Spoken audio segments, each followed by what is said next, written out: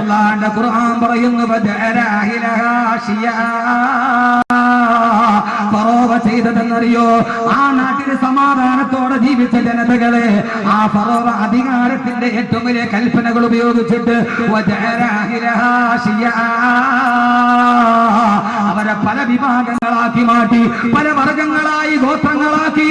ഹിബ്തിയും ബനൂ Israel എന്ന രണ്ട് വിഭാഗമാക്കിയിട്ട് വർഗീയതയുടെ വിഷവിത്തുകൾ അവരുടെ മനസ്സിലോട്ട് പാകിക്കൊടുത്തപ്പോ അവരെ ഭിന്നിച്ചുകൊണ്ട് ഫറോവ തന്റെ അധികാരത്തിന്റെ കാലുകൾ ഉറപ്പിച്ചപ്പോ അല്ലാഹ് പറയുകയാണ്, ഫറോവ ചെയ്ത ആദ്യത്തെ ജോലി എന്തെന്നറിയോ?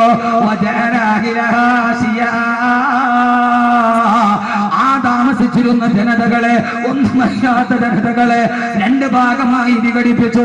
എന്നിട്ട് അവരുടെ ഇടയിൽ ജാതിയുടെ വർഗത്തിന്റെ വർണ്ണത്തിന്റെ തീവ്രവാദം കുത്തിനിറപ്പിച്ചപ്പോ അവരെ ഭിന്നിപ്പിച്ച് ഭരിപ്പിച്ചപ്പോ സഹോദരങ്ങളെ, അഭിനവകാല ഫറോവമാർ, ഇന്ത്യ രാജ്യത്തിന്റെ അഭിനവകാല ഫറോവമാർ, ഈ ഇന്ത്യ രാജ്യത്തിന്റെ പ്രബലമായ രണ്ട് മതവിഭാഗങ്ങൾ, ഒന്ന് ഹൈന്ദവരും ഒന്ന് മുസ്ലിമീങ്ങളും, അവരെ പരസ്പരം രണ്ടാക്കി മാറ്റി മതവിഭ്രാന്തിയുടെ മതവർഗീയതയുടെ ഏറ്റവും വലിയ കുരുക്കുകളിൽ അവരെ തളച്ചിട്ടപ്പോ അഭിനവകാല ഫറോവമാർ അവസാനിച്ചിട്ടില്ല. സാക്ഷാൽ ഫറോവയെ ചെങ്കടലിൽ ചത്തിട്ടുള്ളൂ. ആ ഫറോവയുടെ പ്രേതം ചത്തിട്ടില്ല. ആ ഫറോവയുടെ പ്രേതം ഇങ്ങനെ അരഞ്ഞു തിരിഞ്ഞ് നടക്കുകയാണ്. അല്ലാഹുവിന്റെ ഖുർആൻ പറഞ്ഞു, പിന്നീട് ചെയ്തതെന്തെന്നറിയോ? ആ നാട്ടിലെ അപരരായ ദളിതുകളായ ന്യൂനപക്ഷങ്ങൾ, സഹോദരങ്ങളെ, അർത്ഥം വെക്കുക, നാട്ടിലെ ദളിത് ന്യൂനപക്ഷങ്ങൾ അധികാരത്തിന്റെ സവർണ്ണ തമ്പുരാക്കന്മാർ അവരുടെ അടുക്കളപ്പുറങ്ങളിലെ ഏറ്റവും വലിയ അടിമകളായി മാറ്റിവെച്ചപ്പോ ഫറോവ ചെയ്ത രണ്ടാമത്തെ ജോലി, കൂടുതൽ സമയമില്ലാത്തത് കൊണ്ട് നീട്ടിപ്പരത്തി പറയാനുള്ള സമയമില്ല, ദളിതുകളെ മുഴുവനും അടിച്ചമർത്തി അവരെ മുഴുവനും അടിമകളാക്കി സമൂഹത്തെ മാറ്റിയപ്പോ സവർണ്ണ മേധാവിത്വത്തിന്റെ മുമ്പിൽ വരാനുള്ള ബനൂ ഇസ്രായേലി സമൂഹത്തിന്റെ വയലേലകളിലെ കലപ്പകളായി ഉരുതുമറിക്കാൻ വേണ്ടി അവർ വിധിക്കപ്പെട്ടപ്പോ സഹോദരങ്ങളെ, ആ നാട്ടിലെ പെണ്ണുങ്ങളെ മാനഭംഗം ചെയ്തപ്പോ, ആ നാട്ടിലെ പെണ്ണുങ്ങളെ മാനം കെടുത്തിയപ്പോ, ആ നാട്ടിലെ പെണ്ണുങ്ങളെ മാനം കെടുത്തിയപ്പോ ആയിരക്കണക്കിന് നിരപരാധികളെ കൊന്നൊടുക്കി, ആയിരക്കണക്കിന് ദളിതുകളെ അടിച്ചമർത്തി, നൂറുകണക്കിന് പെണ്ണുങ്ങളുടെ മാനം പിച്ച് ചീന്തിയിട്ട് അധികാരത്തിന്റെ സിംഹാസനത്തിൽ വർഗീയതയുടെ കാട്ടുകൾ ഇറക്കിയിട്ട് ഫറോവമാര് വിലസിക്കൊണ്ടിരിക്കുമ്പോ അല്ലാഹ് പറയുകയാണ്, അല്ലാഹു പറയുകയാണ്, എത്ര നാളാണ് ഇവരെ ഇങ്ങനെ അടിച്ചമർത്തുക? എത്ര നാളാണ് ഇവർക്കെതിരെ ഏറ്റവും വലിയ വർഗീയതയുടെ കാട് ചുമത്തുക? ഇവർക്കൊരു രക്ഷകൻ വേണ്ടയോ? ഇവർക്കൊരു പുനരുത്ഥാനകൻ വേണ്ടയോ? അല്ലാഹ് പറയുകയാണ്, വനുരീദു അൻ നമുന്ന അലൽ ലദീന സ്തുളൈഫു ഫിൽ അർദി വനജഅലുഹും അഇമ്മാ വനജഅലുഹുൽ വാരിഥീൻ. വനുരീദു, നാം ആഗ്രഹിച്ചു, അല്ലാഹ് പറയുന്നു, വനുരീദു, നാം ആഗ്രഹിച്ചു, അന്നമുന്ന അലൽ ലദീന സ്തുളൈഫു ഫിൽ അർദി, ഈ ഭൂമിയിൽ അവകാശങ്ങൾ നിഷേധിക്കപ്പെട്ട, ഈ ഭൂമിയിൽ സ്വാതന്ത്ര്യം നിഷേധിക്കപ്പെട്ട പാവപ്പെട്ട ദളിതുകളെയും അവണ്ണരെയും അവർക്ക് ഞാൻ ഇസ്സത്ത് കൊടുക്കണമെന്ന്, അഭിമാനം കൊടുക്കണമെന്ന് തീരുമാനിച്ചപ്പോ അല്ലാഹുവിന്റെ തീരുമാനം വന്നു. ആ തീരുമാനം പൂർത്തീകരിക്കാനാണ് ഈജിപ്ത് എന്ന് പറയുന്ന ഏറ്റവും വലിയ അടിമത്തത്തിന്റെ മേഖലയിലേക്ക് ലോകചരിത്രത്തിലെ ഏറ്റവും വലിയ ദാർശനികനായ പുരുഷൻ ബഹുമാനപ്പെട്ട കരീമുല്ലാഹി മൂസാ നബി അലൈഹി സ്വലാത്തു വസ്സലാം ആഗതനായത്.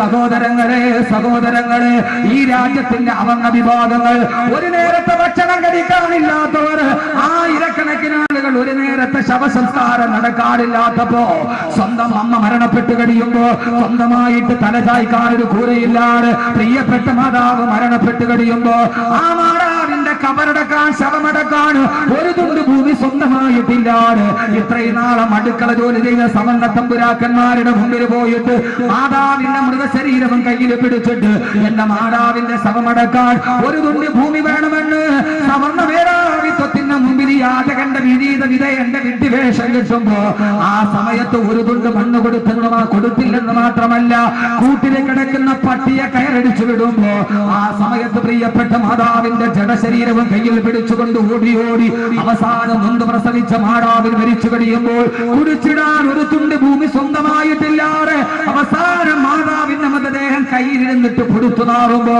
ഒന്നിനും കഴിയാതെ കണ്ണുകണ്ടാട്ട കണ്ണുനീര് സാക്ഷി വെച്ച് ആ മാതാവിന്റെ ശരീരത്തിന് ബലമുള്ള കല്ല് കെട്ടിവെച്ചിട്ട് മാറാവിന്റെ മൃതശരീരം വേമ്പനാട്ടുകായലിലേക്ക് വലിച്ചെറിഞ്ഞ് കല്ലിന് കെട്ടിയ മാറാവിന്റെ മൃതശരീരം അടക്കാൻ ഒരു തുണ്ട് ഭൂമിയില്ലാതെ വേമ്പനാട്ടുകായലിലോട്ട് വലിച്ചെറിഞ്ഞിട്ട് പൊട്ടിക്കരഞ്ഞുകൊണ്ട് പാട്ടുപാടിയ എനിക്കുന്നൊരു പിടി മണ്ണ് വേണം, എന്റെ അമ്മയ്ക്കൊരു പട്ടട തീർക്കുവാൻ, എനിക്കുന്നൊരു പിടി പൂ വേണം, എന്റെ അമ്മയ്ക്കൊരു അഞ്ജലി തീർക്കുവാനെന്ന് പാടിയ കല്ലറ സുകുമാരനെ പോലെയുള്ള ആയിരക്കണക്കിന് അധകൃതന്മാര് പാടുപെട്ടപ്പോ അവിടേക്ക് കടന്നു വന്ന മൂസയെ പോലെ, അവിടേക്ക് കടന്നു വന്ന മൂസയെ പോലെ ഈ മലയാള ഭൂമിയിലോട്ട് കടന്നു വന്ന് പാടില്ല, പാടില്ല, ഇവരെ അടിച്ചമർത്താൻ പാടില്ല. പകൽപൂരിലെയും മീററ്റിലെയും ഭീവണ്ടിയിലെയും കാശ്മീരിലെ പെണ്ണുങ്ങളെ മാനഭംഗം ചെയ്യപ്പെടാൻ പാടില്ല. ഇവിടെ വർഗീയതയുടെ ആലോചനകൾ ഉണ്ടാവാൻ പാടില്ലെന്ന് ومن أحسن قولا ممن دعا إلى الله وعمل صالحا وقال إنني من المسلمين. പാടില്ല എന്ന് പറയുന്ന അരുതേ എന്ന ശബ്ദവുമായി കടന്നു വന്നു ഈജിപ്തിലേക്ക് കടന്നു വന്ന മൂസാ നബിയെ പോലെ ബഹുമാനായ അബ്ദുൽ നാസർ മഅ്ദനി പാടില്ല. ഈ മർദ്ദനങ്ങൾക്കൊരു അവസാനം ഉണ്ടാവണം. അതിനു വേണ്ടിയാണല്ലോ മൂസ വന്നത്. അബൂജഹലിന്റെ പ്രേതം ചത്തിട്ടില്ല. പക്ഷെ അത് എവിടെയാണെന്ന് ചോദിച്ചാൽ നമ്മൾ അന്വേഷിക്കേണ്ടി വരും. അതുകൊണ്ട് ആ കാലഘട്ടത്തെ ഖുർആനുമായിട്ട് ബന്ധപ്പെടുക. ഇവിടെ ഒരു വലിയ സംഭവം ഖുർആൻ പറയുന്നു. ഫറോവയുടെ ഹാലളവിൽ, ഫറോവയ്ക്ക് ഹാലളവി, ഞാൻ ഭരിച്ചിരുന്ന ഈ സമുദായത്തിൽ എനിക്കെതിരെ വിരലെടുക്കാൻ, ഞാൻ ചെയ്യുന്നത് തെറ്റാണെന്ന് പറയാൻ ആർക്കാണ് ധൈര്യമുള്ളത്? ഫറോവ എന്ത് ചെയ്തെന്നറിയുമോ? സഹോദരങ്ങളെ, മഅ്ദനിക്ക് സംഭവിച്ചത് തന്നെ മൂസയ്ക്ക് സംഭവിച്ചു, അല്ലെങ്കിൽ മൂസയ്ക്ക് സംഭവിച്ചത് മഅ്ദനിക്ക് സംഭവിച്ചു അലൈഹി വസ്സലാത്തു വസ്സലാം. ഒന്നുകിലും മൂസാ നബിക്ക് സംഭവിച്ചത് തന്നെ മഅ്ദനിക്ക് സംഭവിച്ചു. എന്താ സംഭവിച്ചത്? ആ സംഭവിച്ചത് വേറെ മറ്റൊന്നുമായിരുന്നില്ല. എന്താണ് സംഭവമെന്ന് ചോദിച്ചാൽ, തന്റെ അധികാരത്തിനെതിരെ, താൻ കൂട്ടുകൂട്ടിയ സാമ്രാജ്യത്വത്തിനെതിരെ ആദ്യമായി ഒരു മനുഷ്യൻ നടന്നു വരികയും ആ മനുഷ്യൻ തന്റെ നാട്ടിലെ മുഴുവൻ ആളുകളെയും സംഘടിപ്പിക്കുകയും ചെയ്തപ്പോൾ ആ സമയത്താണ് ബഹുമാനപ്പെട്ട കരീമുല്ലാഹി മൂസാ നബി അലൈഹി സ്വലാത്തു വസ്സലാമിനോട് ഫറോവ പറഞ്ഞത്, ഫറോവയുടെ കൊട്ടാരത്തിലേക്ക് പോയി. ചരിത്രം ഞാൻ ആവർത്തിക്കുന്നില്ല. ഫറോവയുടെ കൊട്ടാരത്തിന്റെ മുമ്പിൽ പോയിട്ട് ഫറോവ, നീ ചെയ്യുന്നത് ഏറ്റവും വലിയ അക്രമമാണെന്ന് പറഞ്ഞപ്പോൾ ആ സമയത്ത് ഫറോവ ചോദിച്ചു, നീ ആരടാ അത് പറയാൻ? ഫറോവ ചോദിച്ചു, നീ ആരടാ അത് പറയാൻ? നീ ആരാ? ഞാൻ എത്രയോ നാളുകൊണ്ട് ഇവിടെ വാണരുളുന്നവനാണ്. അള്ളാഹുവിനെ കുറിച്ച് പറഞ്ഞ മൂസാ നബിയോട് ഫിർഔൻ തന്റെ സാമ്രാജ്യത്തിൽ ഇരുന്നിട്ട് ചോദിച്ചു, ആരാണ് മൂസാ നീ പറയണ അള്ളാഹ്? ആ സമയത്ത് മൂസാ നബി അലൈഹി സ്വലാത്തു വസ്സലാം പറഞ്ഞു, ഞാൻ പറയുന്ന അള്ളാഹ് ആകാശത്ത് നിന്ന് മഴ വർഷിപ്പിക്കുന്നവനാണ് ഭൂമിയിലേക്ക്. ആ സമയത്ത് പൊട്ടിച്ചിരിച്ചിട്ട് ഫിർഔൻ പറഞ്ഞു, മൂസ, എന്നാലും നിന്റെ അള്ളാഹ്ക്ക് മേലെ ഞാനാ. കാരണം എന്താ? ആകാശത്തിൽ നിന്ന് നിന്റെ അള്ളാഹ്ക്ക് മഴ പെയ്യിപ്പിക്കണമെങ്കിൽ ഭൂമി വേണ്ടേ? ഭൂമി ആരുടേതാ? അനല്ലദീ മുൽക്കു മിസ്റ, ഈ ഭൂമി എന്റേതാണ്. നിന്റെ അള്ളാഹ്ക്ക് മഴ പെയ്യിപ്പിക്കണം എന്നോട് ചോദിച്ചിട്ട് വേണോടാ മൂസ ചെയ്യാൻ. അപ്പൊ നിന്റെ അള്ളാഹ്ക്ക് മേലെ ആരാ? ഞാനാണ്. ആ ഫറോവയുടെ വംശം തത്തിട്ടില്ല. ഈ ഭൂമിയിൽ സംസാരിക്കണമെങ്കിൽ ഈ ഭൂമി ഞങ്ങളുടേതാണ്, ഞങ്ങൾ മാത്രം ഇവിടെ വാണാൽ മതി, അതിനപ്പുറത്തേക്ക് വേണൊരുത്തൻ വാണരുളണ്ട എന്ന അഭിനവ കാല ഫറോവൻ ചിന്താഗതി. യഥാർത്ഥത്തിൽ അതല്ലേ നടന്നത്? എന്റെ പ്രിയപ്പെട്ട സഹോദരങ്ങളെ, ഒരു ഫറോവയുണ്ട് ഈ 21-ാം നൂറ്റാണ്ടിൽ. പക്ഷെ ഫറോവ ആരാന്ന് ഇതുവരെ കണ്ടുപിടിക്കപ്പെട്ടിട്ടില്ല. അബ്ദുൽ നാസർ മഅ്ദനിയെ തളയ്ക്കുന്ന, ബുദ്ധിപൂർവ്വം തളയ്ക്കുന്ന ഒരു കേന്ദ്രമുണ്ട്. പക്ഷെ ഫറോവ ആരെന്ന് ഇതുവരെ കണ്ടുപിടിക്കപ്പെട്ടിട്ടില്ല. പലപ്പോഴും അറിയാം, ഒന്നുകിൽ അത് വെളിയിൽ വന്നിട്ടില്ല. ആ ഫറോവയെ കണ്ടെത്തലാണ് നമ്മുടെ ധർമ്മം. പക്ഷെ ഒരു കാര്യം ഉറപ്പ്, ഈ ഫറോവയെ കണ്ടാലുമില്ലെങ്കിലും എന്റെ പൊന്നു സഹോദരങ്ങളെ, മൂസാ നബിയുടെ നേരെ നിന്ന് ഫറോവ ചങ്കടലിലാ മുങ്ങിച്ചെത്തത്.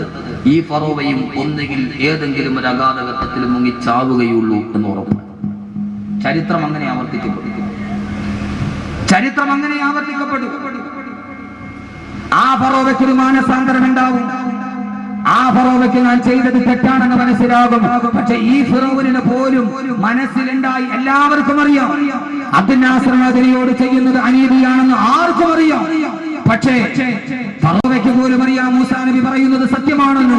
തങ്ങളുടെ അധികാരം നഷ്ടപ്പെട്ടു പോയാൽ ഫറോവ പറഞ്ഞതായിരുന്നു. പക്ഷേ സഹോദരങ്ങളെ, ഈ ഫറോവയ്ക്കും ഒരു മാറ്റമുണ്ടായി. എപ്പോഴെന്നറിയോ?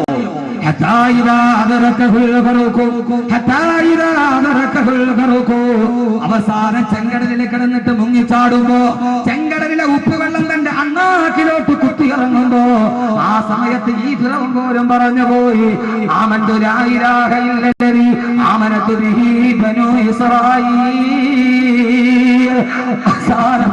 ചെങ്കടലിന്റെ തിരമാലകളിൽ മുങ്ങിച്ചാടുമ്പോ ആ സമയത്ത് ഫിറഔൻ പറഞ്ഞു പോയി അല്ലാഹുവേ അല്ലാഹുവേ ബനൂ ഇസ്രായീൽ പറഞ്ഞ അല്ലാഹുവിനെ ഞാൻ വിശ്വസിക്കുന്നുവെന്ന്. പിന്നെ ആ സഹോദരക്ക് തടവറപ്പെട്ടവരാരാണെങ്കിലും ആരുടെയൊക്കെ ഗൂഢതന്ത്രങ്ങളാണെങ്കിലും വല്ലാഹി പടച്ചതമ്പുരാനെ തന്നെയാണ് സത്യം. അവസാനം മരിക്കുന്ന സമയത്ത് ഫറോവ ചെങ്കടലിൽ കിടന്നിട്ട് പിടഞ്ഞു പോയെങ്കിൽ ഒരു പാവപ്പെട്ട മനുഷ്യനെ ഇത്രയേറെ ക്രൂരതയ്ക്ക് വിധേയമാക്കിയ അഭിനവകാല ഫറോവമാർ അവസാനം മരിക്കുന്ന സമയത്ത് പിടഞ്ഞേ മരിക്കുകയുള്ളൂ.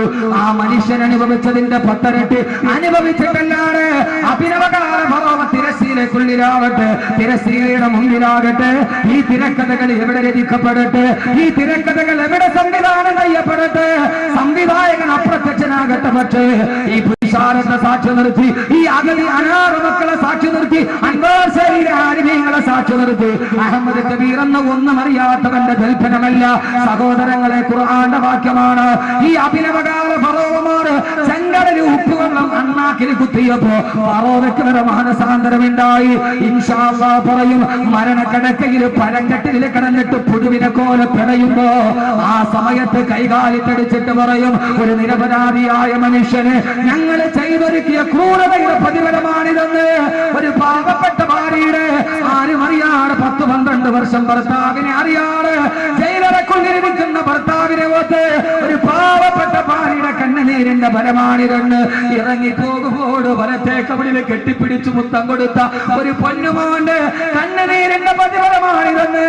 ഈ തിരക്കഥയുടെ പിന്നിൽ ആരുമാകട്ടെ സൂറത്തുൽ ഖസസാണ് പറയുന്നത് വല്ലാഹി എന്നെയും നിങ്ങളെയും ഈ പച്ച മണ്ണിൽ നിന്ന് പടച്ചെടുത്ത പടച്ചതമ്പുരാനെ തന്നെയാണ് സത്യം.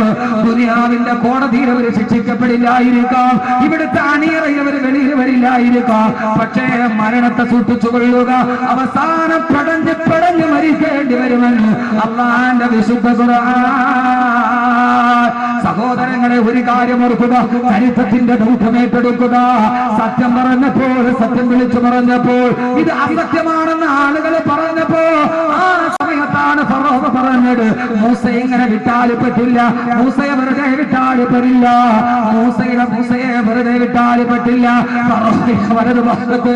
ഫറോവയുടെ വലതുഭാഗത്ത് ആ വലതുഭാഗത്ത് ഒരു കിങ്കരൻ ഉണ്ടായിരുന്നു.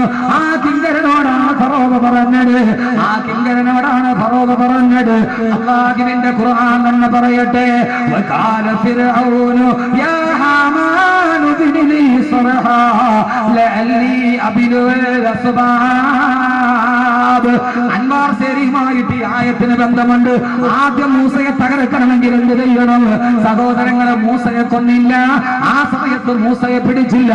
മൂസ പറയുന്ന അള്ളാനെ പിടിച്ചു. ഫറോവ പറഞ്ഞു ഹാമാനന്ദ മന്ത്രിയോട് ആകാശത്തിലേക്കൊരു ഗോപുരം പണിയുക, ആകാശ ഗോപുരം പണിയുക. ഈ മൂസ പറഞ്ഞത് അള്ളാഹ് ആകാശത്തിലുണ്ടെന്നാണ്. ആകാശത്തിലേക്കൊരു ഗോപുരം പണിയുക. ഹാമാനന്റെ സർവാഡംബര വിഭൂഷിതനായ സാമ്പത്തിക അടിത്തറയുണ്ട് ഹാമാനും ഫിറഔനും. ആകാശത്തെ ചുറ്റി നിൽക്കുന്നൊരു വലിയ അമ്പര ചുണ്ടിയായ ഗോപുരം പണിയപ്പെട്ടു. ഫറോവ പറഞ്ഞു ആ മൂസാന്റെ അള്ളാനെ ഞാൻ അമ്പെയ്ത് വീട്ടാൻ പോവുകയാണ്, മൂസാടെ അള്ളാനെ ഞാൻ കാണിച്ചു കൊടുക്കാം.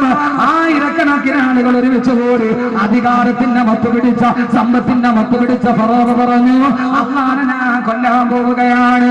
100 കണക്കിന് ആളുകൾ പാരാവാരം പോലെ പരന്നു കിടക്കുന്ന പരശതം പരിവാരങ്ങളുടെ നടുവ് സർവാനംബര വിഭൂഷിതനായി വില്ലും കുലച്ചുകൊണ്ട് ഫറോവ കയറി ആകാശത്തിന്റെ മുകളിലുള്ള ഗോപുരത്തിലേക്ക്. ആ ഗോപുരത്തിന്റെ ഉച്ചസ്ഥായിലെത്തി ആകാശത്തിന്റെ തമ്പുരാനെ അസ്ത്രം പ്രയോഗിച്ചു. സാക്ഷാൽ ഫറോവ. സഹോദരങ്ങളെ, ആയിരക്കണക്കിന് ആളുകൾ നോക്കി നിൽക്കുമ്പോ ഫറോവയുടെ അസ്ത്രം ആകാശ സീമകളിലോട്ട് കടന്നുപോയി, ആകാശ സീമകളിലോട്ട് കടന്നുപോയി. പക്ഷേ ഫറോവ ഗോപുരം കുലുങ്ങിയിട്ട് ഫറോവ ചത്തിട്ടില്ല. സഹോദരങ്ങളെ അറിയുക, അള്ളാഹ് വേണമെങ്കിൽ ആ ഗോപുരം ഒന്ന് കുലുക്കിയാൽ പടച്ചതമ്പുരാന് ഫറോവയെ തള്ളിയിട്ടുമല്ല, ആളുകളുടെ മുമ്പിൽ പിടഞ്ഞു മരിക്കും. പക്ഷേ ഗോപുരം കുലുങ്ങിയില്ല, ഫറോവ താഴെ വീണില്ല. ഫറോവ അതിന്റെ മുകളിൽ പൊട്ടിച്ചിരിച്ചിട്ട് നിന്നു. എന്തേ നിങ്ങൾ ചിന്തിക്കാത്തതെന്താ?